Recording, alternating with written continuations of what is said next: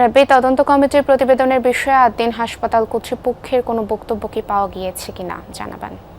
পূর্বী গতকাল বিকেলবেলা যে স্বাস্থ্য মন্ত্রণালয়ের মন্ত্রী তিনি যে বিষয়টি জানিয়েছেন যে আসলে এই যে 6 নবজাতকের মৃত্যু এবং এতে চিকিৎসক, হাসপাতাল কর্তৃপক্ষ, নার্স, সে সাথে পুরো হাসপাতালকে দায়ী করেই তদন্ত কমিটির রিপোর্টটি কিন্তু জমা পড়েছে এবং সেই রিপোর্ট ধরে স্পষ্ট করেই বলা হয়েছে যে নবজাতক মৃত্যুর জন্য দায়ী এই হাসপাতাল।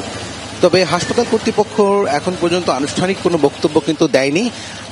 যেমনটা আমরা কথা বলেছিলাম, এই হাসপাতালের জনসংযোগ বিভাগের দায়িত্বপ্রাপ্ত যারা আছেন তারা বলেছেন তারা আনুষ্ঠানিকভাবে এই যে তদন্ত রিপোর্ট, সেই রিপোর্টের প্রতিক্রিয়া তারা জানাবেন, সংবাদ সম্মেলন করবেন। তবে যেহেতু আজকে বন্ধের দিন এবং সাপ্তাহিক ছুটি, সে কারণে আজকে হয়তো সেই সংবাদ সম্মেলনটি হবে না। আমরা দেখতে পাচ্ছি যে এই ঘটনার পর কিন্তু এই হাসপাতালে ভর্তি থাকা রোগী এবং স্বজনরা, তাদের ভিতরে এক ধরনের উদ্বেগ, উৎকণ্ঠা কাজ করছে। বিশেষ করে শিশু মৃত্যুর ঘটনায় এখানে যারা ভর্তি হন তারা অধিকাংশই হয় মা না হয় বাবা বা তার স্বজন।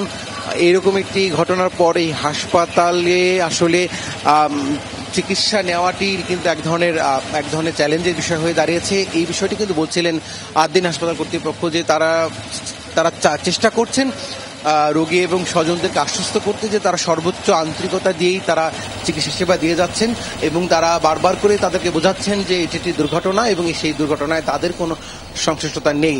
যদিও তদন্ত রিপোর্টে কিন্তু বলা হয়েছে যে এই 6 নবজাতকের মৃত্যু হয়েছে হাসপাতাল কর্তৃপক্ষের গাফিলতি বা ভুলের কারণে।